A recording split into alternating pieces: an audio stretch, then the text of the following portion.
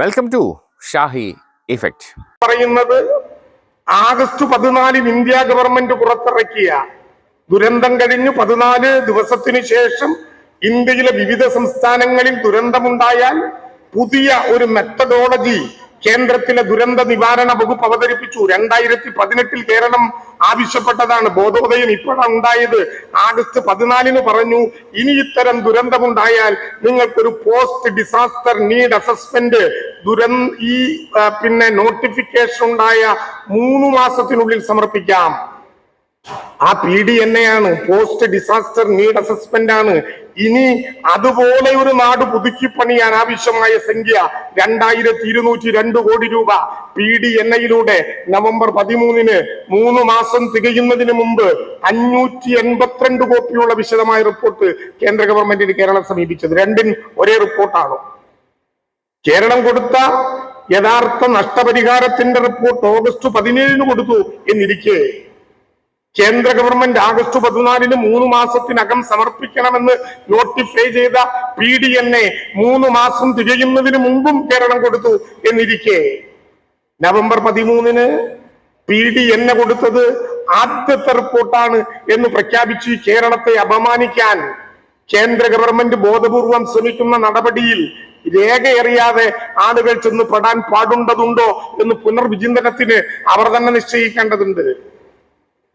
കേരളം ആദ്യത്തെ മെമ്മോറാണ്ടത്തിൽ പറഞ്ഞ 3 കാര്യങ്ങളിൽ ഏതെങ്കിലും ഒന്നിനെ കുറിച്ച് ഇതുവരെ കേന്ദ്രം അഭിപ്രായം പറഞ്ഞോ? ഒന്നാമത് പറഞ്ഞ കാര്യം, ഡിസാസ്റ്റർ മാനേജ്മെന്റ് ആക്ടിന്റെ സെക്ഷൻ 13 പ്രകാരം ദുരന്തമുണ്ടായാൽ ആ ദുരന്ത ഭൂമിയിലെ കടങ്ങൾ എഴുതിത്തള്ളാനുള്ള ദേശീയ ദുരന്ത നിവാരണ അതോറിറ്റിയുടെ അവകാശം ചൂരൽമലയിലെ മനുഷ്യർക്ക് ലഭ്യമാക്കണം. കേരളത്തിൽ അങ്ങനെ ചെയ്യാൻ പറ്റുന്ന ഒരേ ഒരു ബാങ്കേ ഉള്ളൂ, അത് കേരള ബാങ്കാണ്. കേരള ബാങ്ക് ആ ദുരന്തമുണ്ടായി 1 മാസത്തിനുള്ളിൽ ആ 3 വാർഡുകളിലെ കടങ്ങൾ എഴുതി തള്ളി. ദേശസ്വീകൃത ബാങ്കുകളോട് നിർദ്ദേശം കൊടുക്കാൻ കേന്ദ്ര ഗവൺമെന്റിന് 1 രൂപ ചെലവില്ലെന്നിരിക്കെ ആ നിർദ്ദേശം ഇതുവരെ നടപ്പിലാക്കിയിട്ടില്ല. ദുരന്ത നിവാരണ നിയമപ്രകാരം കേരളത്തെ നടന്ന ദുരന്തത്തെ ഏത് വിഭാഗത്തിൽപ്പെടുത്തുന്നു? L0, L1, L2, L3 4 വിഭാഗമാണല്ലോ ഉള്ളത്. L0 ഒരു പ്രദേശത്ത് നടക്കുന്ന ദുരന്തം, L1 ഒരു ജില്ലയിൽ നടക്കുന്ന ദുരന്തം, L2 ഒരു സംസ്ഥാനത്തിനകത്ത് നിർവഹിക്കാവുന്ന ദുരന്തം, L3 ഒരു സംസ്ഥാനത്തിന് പുറത്ത് കേന്ദ്ര ഗവൺമെന്റോ ലോകമോ ഇടപെടേണ്ട ദുരന്തം. ആ L3-യിൽ പെടുത്തി ഡിസാസ്റ്റർ ഓഫ് സിവിയർ നേച്ചർ എന്ന വിഭാഗത്തിൽ പെടുത്തണം കേരളത്തെ. ഏത് വിഭാഗത്തിലാണ് എന്ന് ഇതുവരെ പറഞ്ഞിട്ടില്ല. മാസം 5 കഴിയുന്നു. പിന്നെ കേരളത്തിന് അഡീഷണൽ അസിസ്റ്റൻസ് തരണം. STRF-ന്റെ കണക്ക് പറയുകയാണ്. സെക്രട്ടേറിയറ്റിലെ സ്റ്റാഫിനോട് ഞാൻ പറയണോ, സംസ്ഥാന ദുരന്ത നിവാരണ നിധിയിൽ നിന്ന് ഇന്ത്യയിൽ കേരളത്തിൽ എവിടെ ദുരന്തമുണ്ടായാലും ഉപയോഗിക്കാൻ കഴിയുന്ന ഒരു പൊതു ഫണ്ടാണല്ലോ വെച്ചിട്ടുള്ളത്. അതിൽ 15ാം ധനകാര്യ കമ്മീഷന്റെ കണക്കനുസരിച്ച് കേരളത്തിൽ 1 വർഷം കിട്ടേണ്ട തുക 291 കോടി 20 ലക്ഷം രൂപ. അത് ചൂരൽമലയിൽ ദുരന്തം ഉണ്ടായാലും ഇല്ലെങ്കിലും കേരളത്തിന് തരേണ്ട സംഖ്യ. ആ സംഖ്യ കേരളത്തിന് തരുന്നത് കേരളത്തിന്റെ ഔദാര്യമല്ല. 15ാം ധനകാര്യ കമ്മീഷൻ ഇന്ത്യയിൽ ഇതിനേക്കാൾ കൂടുതൽ കിട്ടാൻ അർഹതയുണ്ടെന്നിരിക്കെ കേരളത്തിന് തരുന്ന 291 കോടി 20 ലക്ഷം കേരളത്തിന് എല്ലാ വർഷവും തരുന്നു. ആ സംഖ്യയിൽ ബാക്കിയുണ്ടോ? ആ സംഖ്യയിൽ ബാക്കിയുണ്ട്. എന്തുകൊണ്ടാണ് ബാക്കി ഉണ്ടാകുന്നത്? കേരളം നേരത്തെ റോഡ് നിർമ്മിക്കാൻ, കേരളം നേരത്തെ വീട് നിർമ്മിക്കാൻ, കേരളം നേരത്തെ വിവിധങ്ങളിൽ നഷ്ടപരിഹാരം കൊടുക്കാൻ, സ്റ്റേജ് വൈസായി കൊടുക്കാൻ കമ്മിറ്റ് ചെയ്തിട്ടുള്ള പണം ആ സ്റ്റേജ് എത്തി ബില്ല് വരാത്തത് കൊണ്ട് കേരളത്തിൽ ആ തുക ബാക്കിയിരിക്കുന്നു. കേരളത്തിലുള്ളതിൽ 638 കോടി 50 ലക്ഷം രൂപ കേരളം ഇതിനകം കമ്മിറ്റഡ് ആയിട്ടുള്ള പണമാണ്. ആ പണത്തിൽ ബാക്കി നിൽക്കുന്നതിലെ 50% എടുത്ത് കേരളത്തിന് തന്നെ തരിക എന്ന കണക്ക് എന്തൊരു വിചിത്രമാണ്.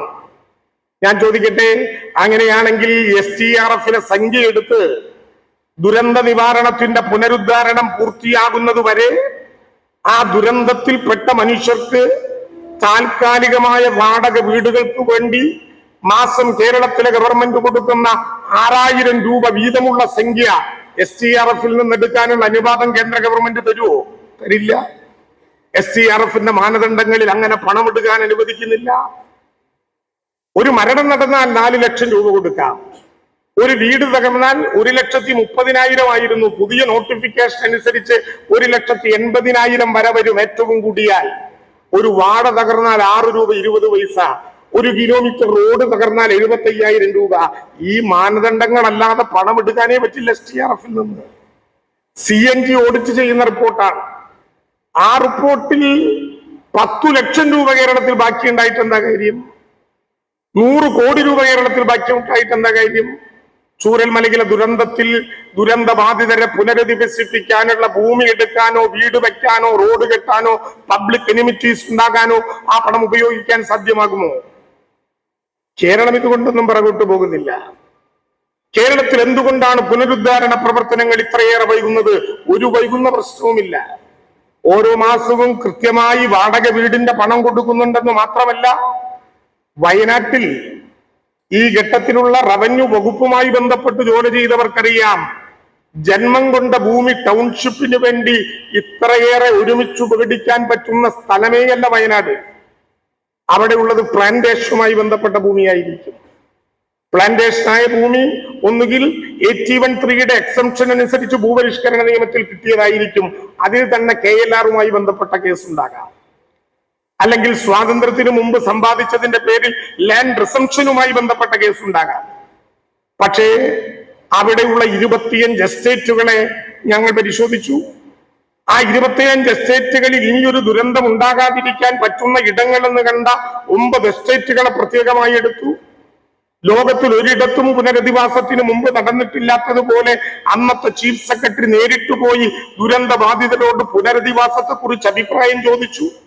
ഞങ്ങൾക്ക് ഒരുമിച്ചു താമസിക്കണമെന്നും അത് മേപ്പാടി പഞ്ചായത്തിൽ തന്നെയാകണമെന്നും ആളുകൾ നിർബന്ധം പറഞ്ഞപ്പോ അതിനു പറ്റാവുന്ന 2 എസ്റ്റേറ്റുകൾ കണ്ടെത്തി.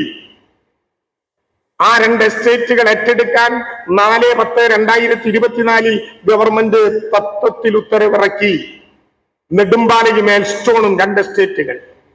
നെടുമ്പാല എസ്റ്റേറ്റ് അവിടെ മേപ്പാടി പഞ്ചായത്തിൽ തന്നെയാണ്. എന്നാൽ എൽസ്റ്റോൺ എസ്റ്റേറ്റ് മേപ്പാടിയിൽ നിന്ന് 10 കിലോമീറ്റർ അകലെ കൽപ്പറ്റ നഗരസഭയുടെ ഭാഗമാണ്. രണ്ടും തത്വത്തിൽ അംഗീകരിച്ചു. പക്ഷേ അതുമായി ബന്ധപ്പെട്ട ഒരു കോടതി വ്യവഹാരം വന്നു. കോടതിയിൽ ചോദിച്ചൊറ്റ ചോദ്യം, നിങ്ങൾ ഈ ഭൂമി ഡിസാസ്റ്റർ ആക്ട് അനുസരിച്ച് അഡ്വാൻസ് പൊസഷൻ എടുക്കുമെങ്കിലും അതിന് പണം കൊടുക്കാൻ ഉദ്ദേശിക്കുന്നുണ്ടോ? ഗവൺമെന്റ് പറഞ്ഞു KLR പിന്നെ അവിടെ ഭൂമി ഏറ്റെടുക്കലുമായി ബന്ധപ്പെട്ട് LAR 2013 ഭൂമി ഏറ്റെടുക്കൽ നിയമത്തിന്റെ സെക്ഷൻ 26, 27, 28 അനുസരിച്ചുകൊണ്ട് തന്നെ നഷ്ടപരിഹാരം കണക്കാക്കി വില നിശ്ചയിക്കും. ആ പണം കോടതിയിൽ കെട്ടും. ഭൂമിയുടെ അർഹതപ്പെട്ടവൻ അത് കൊടുക്കാൻ ഒരു പ്രയാസവും ഉണ്ടാകില്ല. ജഡ്ജിമെന്റ് റിസർവ് ചെയ്തിരിക്കുകയാണ്. പറയാൻ പാടില്ല കോടതിയുടെ വിധിയെക്കുറിച്ചെങ്കിലും നാളെ പിന്നെ ഇത്തവണ വെക്കേഷൻ പിരിയുന്നതിന് മുമ്പായി ഒരു പക്ഷേ കോടതി വിധി പറഞ്ഞേക്കാം. ആ വിധി എന്തായാലും കേരളം അംഗീകരിക്കും.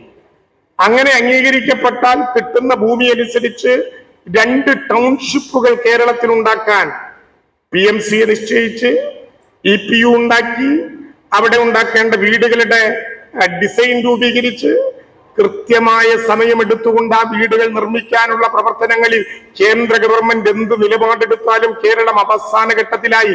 ഈ കോടതി വ്യവഹാരം കൂടി കഴിഞ്ഞാൽ സ്വിച്ച് ഇട്ടാൽ ലൈറ്റ് കത്തുന്നത് പോലെ ആ നടപടികളിലേക്ക് പ്രാക്ടിക്കലായി കേരളം കിടക്കുകയാണ്. ഒരു വൈകല്യം ഉണ്ടായിട്ടില്ല. എന്ന് മാത്രമല്ല, ചൂരൽമലയിലെ പുനരധിവാസം ഇന്ത്യ കണ്ട ഏറ്റവും ഒന്നാമത്തെ ലോകം ശ്രദ്ധിക്കപ്പെടുന്ന പുനരധിവാസത്തിന്റെ കേരള മോഡലായി മാറ്റാനുള്ള ശ്രമത്തിലാണ് കേരളം. പക്ഷേ നേരത്തെ സ്വാഗത അധ്യക്ഷ പ്രാസംഗികന്മാർ പറഞ്ഞതുപോലെ നിങ്ങളെ ദ്രോഹിക്കാൻ എങ്ങനെയാണോ കേരളത്തെ കഴുത്തു പിടിച്ചു ഞെരിക്കുന്നത്, ചൂരൽമലയ്ക്കും അവരുടെ അവകാശങ്ങൾ കിട്ടാതിരിക്കാൻ പല വിധത്തിൽ കേരളത്തെ ഒറ്റപ്പെടുത്താനുള്ള ബോധപൂർവമായ ശ്രമങ്ങൾക്ക് കേന്ദ്ര ഗവൺമെന്റ് അറിഞ്ഞുകൊണ്ട് നേതൃത്വപരമായ പങ്കുവഹിക്കുകയാണ്. IMCTയുടെ റിപ്പോർട്ട് വരട്ടെ. ആദ്യത്തെ മാസം പറഞ്ഞു ഇന്റർ മിനിസ്റ്റീരിയൽ സെൻട്രൽ ടീം. ത്രിപുരയിൽ ആ ടീം ഹെലികോപ്റ്ററിൽ നിന്നിറങ്ങി എയർപോർട്ടിലേക്ക് കിടക്കുമ്പോൾ 40 കോടി രൂപ പ്രഖ്യാപിച്ചു ഇൻ അഡ്വാൻസ്. Additional assistant. ത്രിപുരയ്ക്ക് 40 അല്ല 400 കിട്ടട്ടെ, സന്തോഷം. ദുരന്തബാധിതരായ മനുഷ്യർ.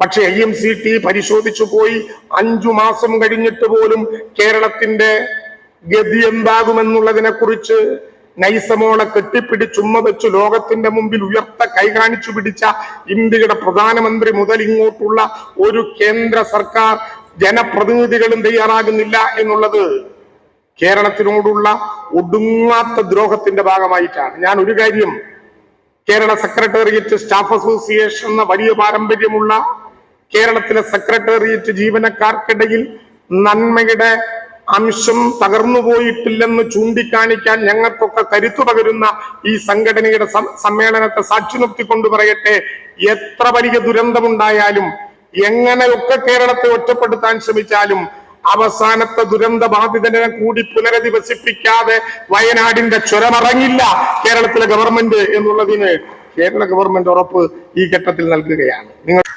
കൂടുതൽ വിശേഷങ്ങളുമായി വീണ്ടും കാണാം. അതുവരെ ഏവർക്കും നന്ദി, നമസ്കാരം.